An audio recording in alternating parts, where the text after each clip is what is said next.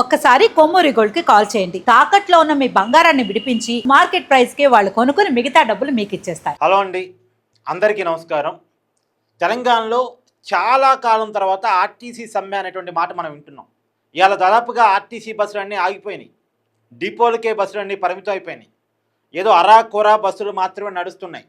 అది కూడా కొంతమంది కార్మికులను పెట్టి వాళ్ళే కండక్టరు వాళ్ళే డ్రైవరు అనేదిగా పెట్టి బస్సులు నడిపిస్తున్నారు.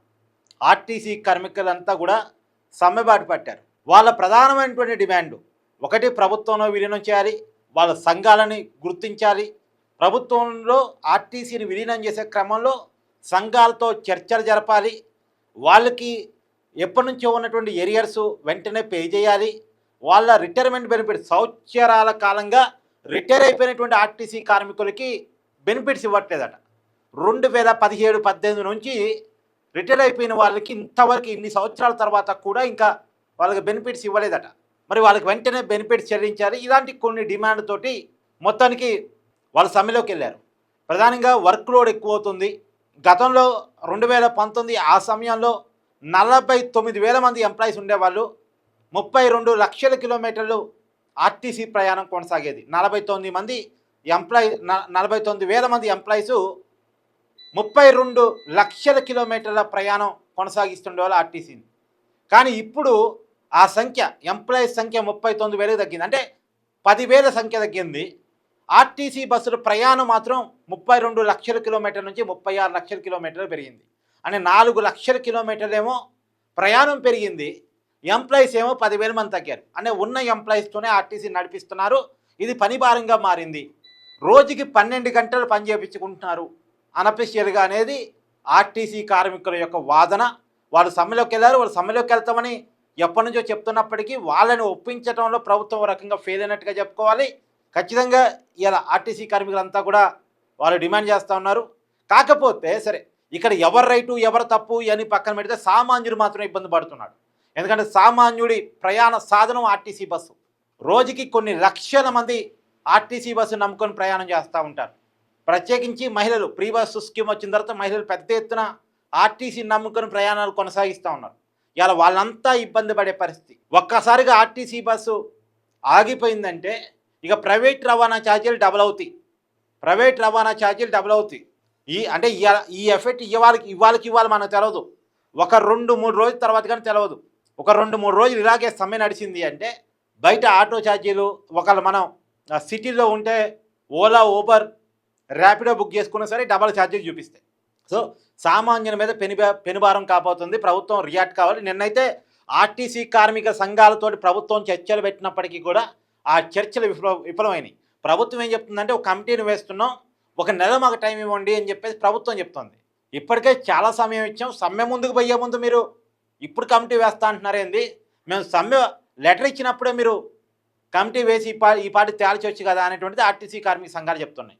సో మొత్తానికి ఎవరి వాదన వాళ్ళకు ఉంది, సమ్మె మాత్రం జరుగుతూ ఉంది. సామాన్యుడు ఇబ్బంది పడుతూ ఉన్నాడు. మొత్తానికి అసలు ఈ సమ్మె డిమాండ్ ఏంటి అనేటువంటిది ఆర్టీసీ కార్మిక సంఘాల నాయకులతో మాట్లాడేటువంటి ప్రయత్నం చేద్దాం. ఫోన్ చేద్దాం. నాతో ఉన్నారు ఆర్టీసీ కార్మిక సంఘ నాయకులు విఎస్ రావు గారు. సార్ నమస్కారం. నమస్కారం అండి, చెప్పండి సార్, మీరు ఎందుకు సమ్మె చేస్తున్నారు? అసలు మీ డిమాండ్ ఏంటి? మా డిమాండ్లు చాలా ఉన్నాయి. ప్రధానంగా చెప్పాలంటే, మొట్టమొదటిది ప్రభుత్వం ఏదైతే కాంగ్రెస్ అధికారంలోకి వచ్చే ముందు ఇచ్చిన హామీలు ఉన్నాయో హామీలు నెరవేర్చాలి. రెండోది, కార్మికుల మీద పెరుగుతున్న పని భారాన్ని తగ్గించాలి. మూడోది, ఆర్థిక పరంగా 2021-25 సంవత్సరాల్లో రావాల్సిన వేతన ఒప్పందాలు ఎంతవరకు రాలేదు, వాటిని ఇవ్వాలి. నాలుగోది, రిటైర్డ్ అయిన కార్మికులకు రావాల్సిన బెనిఫిట్స్ ఏవైతే ఉన్నాయో, రిటైర్మెంట్ డబ్బులు కానీ ఎక్కడ ట్రాన్స్ఫర్ రావట్లేదు, అవి రావాలి. ఎప్పటి నుంచి రావట్లేదు సార్? 2017 ఏరియర్స్ ఇంతవరకు ఇవ్వలేదు. 2017 ఏరియర్స్. ఓకే, అంటే కేసీఆర్ మొదటిసారి ముఖ్యమంత్రిగా ఉన్న పీరియడ్ ఏరియర్స్ ఇప్పటి వరకు రాలేదు. ఇప్పటివరకు రాలేదు, అవి ఇవ్వాలి. అట్లాగే ఏవైతే ఉన్నాయో వాటిని కూడా వెంటనే ఇంప్లిమెంట్ చేయాలి. ప్రధానంగా కానీ మహాలక్ష్మి నేపథ్యంలో ప్రభుత్వం నుంచి రావాల్సిన డబ్బులు పూర్తిగా రావట్లేదు. దాంతో ఆర్టీసీ విస్తరణ ఆగిపోయింది, ఆ డబ్బులన్నీ ఇవ్వాలి. అంటే ప్రజలకు అర్థమయ్యే భాషలో చెప్పాలంటే ప్రీ బస్ స్కీమ్ ద్వారా ప్రభుత్వం ఆర్టీసీకి ఇవ్వాల్సిన డబ్బులు ఇవ్వట్లేదు అనగా పూర్తిగా ఇవ్వట్లేదు. ఎంత పంపిస్తున్నారు తప్ప ఇవ్వాల్సినంత ఇవ్వట్లేదు. దానివల్ల ఆర్టీసీ విస్తరణ ఆగిపోయింది, మా సమస్యల పరిష్కారం కూడా ఆగిపోయింది.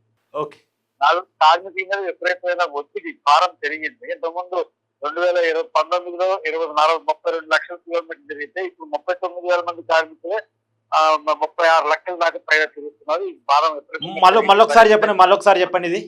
ఆర్టీసీ కార్మికుల మీద భారం ఎంత పెరిగిందంటే 2019లో 49,700 మంది కార్మికులు ఉంటే అప్పుడు 32 లక్షల కిలోమీటర్లు తిరిగింది రోజు. ఇప్పుడు 39,000 మంది కార్మికులే 36 లక్షల పైగా కిలోమీటర్లు తిప్పాల్సి వస్తుంది. అంటే 10,000 మంది కార్మికులు తగ్గిపోయినా 4 లక్షల కిలోమీటర్ల పైన రోజుకి తిప్పేంత భారం విపరీతంగా పెరిగింది. వాళ్ళ సొంత అవసరాలు తీసుకోలేని, సొంత కుటుంబ అవసరాలు కూడా తీసుకొని లేని స్థితిలో ఉన్నారు. రోజుకి ఎన్ని గంటలు పని చేస్తున్నారు సార్ ఒక అంచనాగా? రోజుకు 12 గంటల నుంచి 16 గంటల దాకా కూడా పనిచేస్తుంది పరిస్థితి. అధికారికంగా 8 గంటలు అంటున్నప్పుడే అనధికారికంగా 10-12 గంటల దాకా ఉంటున్నాయి. ఇది మారాలి. అట్లాగే ఖాళీలను భర్తీ చేయకుండా ఏదైతే ఉన్నారో దాని వల్ల కూడా ఇప్పుడు తాత్కాలిక పద్ధతిలో ఏదైతే కాంట్రాక్ట్ పద్ధతిలో రిక్రూట్మెంట్ చేస్తున్నారో ఆ రిక్రూట్మెంట్ ఆపాలి, రెగ్యులర్ ప్రాతిపదికనే ఉండాలి. మరో పాయింట్ ఏదైతే బ్రెడ్ విన్నర్ స్కీమ్ ఉందో, ఉద్యోగాల్లో ఉండి చనిపోయిన కుటుంబాలకు ఉద్యోగం చేయాలి, దాన్ని కూడా కన్సాలిడేషన్ అంటున్నారంటే తాత్కాలికంగా అంటున్నారు, కాదు రెగ్యులర్ ప్రాతిపదికనే ఇవ్వాలి. అందుకని ఇంకా అనేక అట్లాగే తార్నాకలు ఇప్పుడు తల్లిదండ్రులకు వైద్యం విషయంలో తార్నాక వరకు ఇస్తున్నారు, బయటికి పంపట్లేదు. అందుకని సీరియస్ జబ్బులు వస్తే అనాథల్లాగా వదిలేయాల్సిన పరిస్థితి వస్తుంది. అది కాదు, వాళ్ళ కార్పొరేట్ హాస్పిటల్ పంపేదానికి ఉండాలి. అట్లాగే రిటైర్ అయిన వాళ్ళకి ఏదైతే ఉన్న బెనిఫిట్ ఉందో దాన్ని పెంచాలి. ఇట్లాంటివి ముఖ్యమైన సమస్యలు ఉన్నాయి. ఇవన్నీ గొంతుమ కోరికలు కాదు, గత అనేక సంవత్సరాలు మీరు ఫస్ట్ ముఖ్యంగా చేస్తుంది సార్ విఎస్ రావు గారు, మీరు ప్రధానంగా మొదటగా చేస్తుంది ప్రభుత్వం కాంగ్రెస్ అధికారంలోకి వచ్చే ముందు ఇచ్చినటువంటి హామీలు నిలబెట్టుకోవాలని ఫస్ట్ డిమాండ్ గా చెప్పారు. అంటే ప్రధానంగా ఏం హామీ ఇచ్చింది మీకు, ఏం నిలబెట్టుకోవాలి? ముందు దాంట్లో ముఖ్యమైన 3. ఒకటి, ఆర్టీసీని ప్రభుత్వంలో విలీనం చేస్తామన్నారు. అదంత ఈజీ కాదు. ఆ విలీనాన్ని చేస్తూనే మేము ఎస్ఎఫ్ఎఫ్ గా మేము డిమాండ్ చేస్తుంది గవర్నమెంట్ ని. ఆ ప్రక్రియలో కార్మిక సంఘాలను కూడా భాగస్వామ్యం చేయాలి. అసలు కార్మిక సంఘాలు లేవుగా, కేసీఆర్ సంఘాలు లేకుండా చేశాడు కదా. సంఘాలు లేకుండా ఎక్కడ అధికారికంగా ఉత్తర్వులు ఉంటే చెప్తానండి, ఉత్తర్వులు ఉంటే ఇవ్వమండి. భారతదేశంలో రద్దు చేసి అప్పు మాకుందని ఇప్పటిదాకా ఎవరైనా రద్దు చేసేది ఉంటే మనం రద్దు చేయమని మాకేం అభ్యంతరం లేదు. రద్దు చేసి ఎట్ట బయట చేయాలో చేస్తాం. నోటి మాటకు చెప్పిన దాన్ని ఈ ప్రభుత్వం కూడా కొనసాగించడం ఏంటనేది మా ప్రశ్న. ఆ ప్రభుత్వంలో నేతలు చెప్పారు కాబట్టి ఓడిపోయారు, ఈ ప్రభుత్వం అధికారంలోకి వచ్చింది. మీరే హామీ ఇచ్చారు మీరు ఉంటామని. అదే రెండోది మేనిఫెస్టోలు పెట్టిన రెండోది కూడా అదే, కార్మిక సంఘాల మీద ఆంక్షలు ఎత్తేస్తా ఉన్నారు. 2.5 ఏళ్ళు అయినా ఇంతవరకు ఎత్తేయలేదు.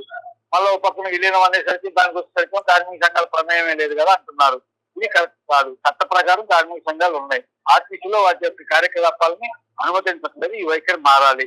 అది మారాలంటే కూడా విలీన ప్రక్రియలో లాభం జరగాలంటే అక్కడ జరిగిన నష్టాన్ని సరిదిద్దుకొని ముందే మనం జాగ్రత్త పడాలంటే ఇక్కడ ప్రక్రియలో కార్మిక సంఘాలు ఉంటేనే అది సాధ్యం అవుతుంది. అందుకని ఆ రూపంలో ఉండాలన్నప్పుడు కార్మిక సంఘాల యొక్క ప్రాతినిధ్యం కూడా అక్కడ ఏదైతే కమిటీ వేస్తారో విలీనం మీద ఏదైనా ప్రక్రియ ప్రారంభిస్తే నాకు ఇక్కడ క్లారిటీ ఇవ్వండి.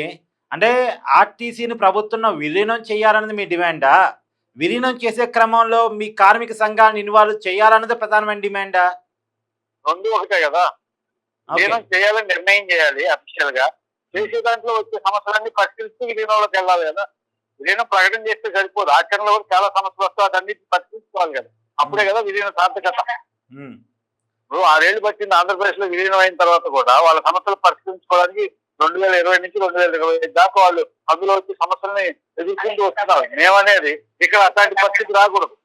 ఇక్కడ ముందు అన్ని పరిష్కరించుకొని ముందుకు వెళ్ళాలా. అందుకని ముందు విలీనం మీద ఒక స్టాండ్ తీసుకోవాలి. ఆ ప్రక్రియలో మమ్మల్ని కూడా భాగస్వామ్యం చేస్తే సరే న్యాయం జరిగే అవకాశం.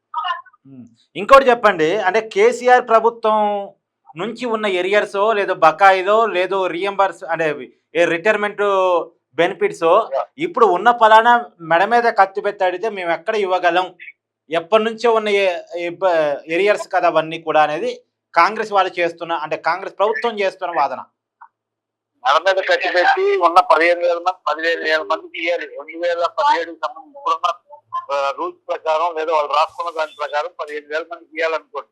ఇది ఒకసారి ఇవ్వడం కాదు కాబట్టి ఈ ప్రాతిపదికన ఇస్తామని చెప్పాలి. కానీ వాటి రూల్స్ కాక ఏట్లేదు కదా.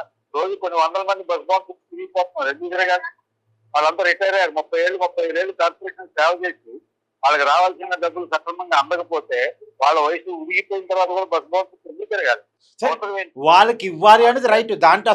దాంట్లో రెండు అభిప్రాయమే లేదు, ఎవరికి రెండు అభిప్రాయం లేదు. కానీ అది ఎవరు ఇవ్వాలి, ఎప్పుడు ఇవ్వాలి, వాళ్ళేం ఇవ్వకుండా చేతులు ఎత్తేసి ఉన్నారు. ఇప్పుడు ఒకసారి మా మీద బటన్ పడింది అనేది వీళ్ళు చేస్తున్నారు.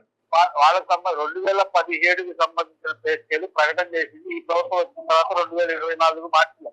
ఓకే. కాబట్టి బకాయి పెట్టింది కూడా ఈ ప్రభుత్వమే పెట్టింది అన్నారు. ఓకే. కాబట్టి ఈ ప్రభుత్వం ఇయ్యాలి. ఓకే. సార్ అయితే ప్రస్తుతం ప్రభుత్వం నుంచి వస్తున్న వర్షన్ ఏంటి, అంటే ఎన్నాళ్ళు ఈ సమ్మె కొనసాగటానికి అవకాశం ఉంది? ప్రభుత్వం వైపు నుంచి ఏమన్నా మేము మీతో టచ్లోకి వస్తున్నారా, ఏమన్నా మాట్లాడే ప్రయత్నం చేస్తున్నారా? నిన్న మొట్టమొదటిసారి 7 ఏళ్ల తర్వాత 2019 డిసెంబర్ 1వ తారీఖు తర్వాత మొత్తం కార్మిక సంఘాలని ప్రభుత్వం పిలిచిపెట్టిన మీటింగ్ సాయంత్రం 5 గంటలకు పెట్టారు సెక్రటరీ. ఆర్టీసీలో ఉన్న అన్ని రిజిస్టర్డ్ కార్మిక సంఘాలను పిలిచారు. ఈ సానుకూలంగా స్వాగతించాం. మేము అందరం వెళ్ళాం. అక్కడ జరిగిందేంటి, మా అభిప్రాయాన్ని విన్నారు, అందరి అభిప్రాయాన్ని విన్నారు. కానీ వాళ్ళు చెప్పదలుచుకుంటే చెప్తారు. కమిటీ చేశారు. కమిటీ 4 వారాల్లో నివేదిక ఇస్తుంది. ఆ తర్వాత ప్రభుత్వం దాని మీద నిర్ణయం చేస్తుంది. సానుకూలంగా ఉంటుంది, మాకు సహకరించండి అని అడిగారు. ఏదైతే సమ్మెలో ఇచ్చిన జాయింట్ యాక్షన్ కమిటీ 6 సంఘాలు ఉన్నాయో వాళ్ళు బయటకు వచ్చేసి సమ్మెను ప్రకటించారు. మాలాంటి వాళ్ళు మేము సమ్మెకి మద్దతు అన్నాం కాబట్టి అది సమ్మెలోకి వెళ్తాం. తర్వాత మేము సమ్మెకి దూరం ఉండే ప్రశ్నే లేదు. ఎట్టి పరిస్థితుల్లో సమ్మెలోనే ఉంటాం. మేము కూడా ప్రకటించాం. ప్రభుత్వం నుంచి ఇంతవరకు ఏ సానుకూల స్పందన లేదు. వస్తే మంచిది, రావాలి. పరిష్కారం ఎక్కడైనా ఎక్కడ టేబుల్ తప్ప విడిగా దూరంగా చెందిన నీ దారిని నేను నా దారిని నేను ఉంటానంటే ఎట్టి పరిస్థితుల్లో సాధ్యం కాదు. అందుకని చర్చలు జరపాలి. ఏ రూపంలో జరుపుతో ప్రభుత్వం జరపాలి. ఎటువంటి పరిష్కారాలు వస్తే హామీ ఇస్తే సమ్మె నిర్మిస్తారు. ఇప్పుడు ఏదైతే సమ్మె ప్రకటించిన జాయింట్ యాక్షన్ కమిటీ చేయాలి. Thank you sir.